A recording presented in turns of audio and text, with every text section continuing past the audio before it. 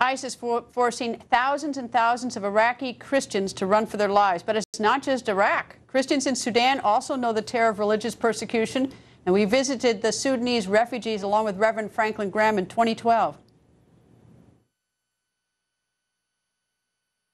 And they're killing them. President Bashir of Sudan is bombing their homes, so they're leaving their homes, walking for days. They have malnutrition. You can see this poor child. You can see with their skin and her face.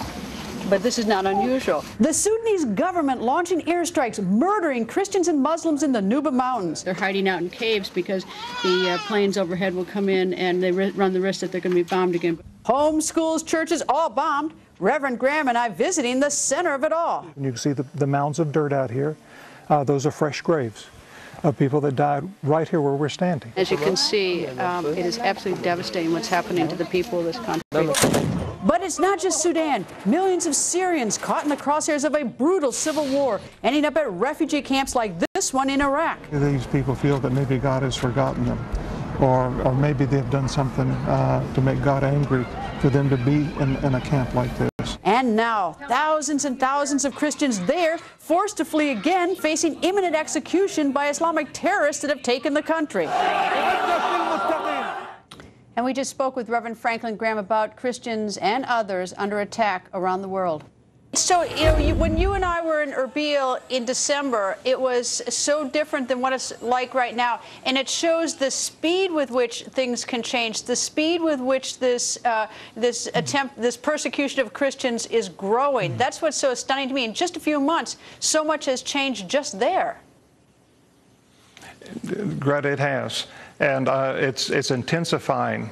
We're seeing now across Syria, and I'll get reports out of Syria where Christians, and also in Iraq, where Christians have been crucified, they've been beheaded.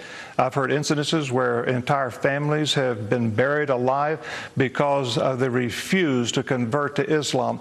Greta, these people are dying for their faith. They believe that Jesus Christ is God's Son, who died for our sins, who was buried for our sins, who God raised to life. And they are being persecuted and they're being killed for their faith. And they're Muslim people too, who are fleeing because they do not want to live under this kind of regime. And this is Islam. And the people who follow the Quran gives them the basis for doing this. Well, how come they're also persecuting Muslims as well? If the Muslims, if they all follow the Quran, how come some Muslims are getting persecuted as well? Well, they're not being persecuted, they're just running.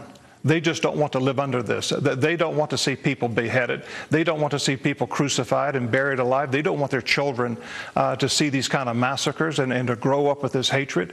And so they're running because they don't want to live under it. And we've seen this happen in many places. Even when we were in the Nuba Mountains, a lot of those soldiers we were with, Greta, those were Muslims. And they were fighting President Bashir because they did not want to live under Sharia law, under Islamic law. What is it that President Obama or politicians can do to try to stop this? Because this does seem, I mean, at least the numbers are growing.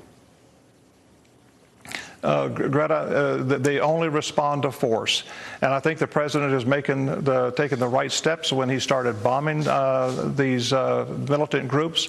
And I think we're going to have to continue to do that. And unfortunately, I think there's going to have to be more soldiers on the ground, not necessarily for combat, but to support the airstrikes and targeting these airstrikes. I think there's going to have to be a much larger U.S. involvement militarily.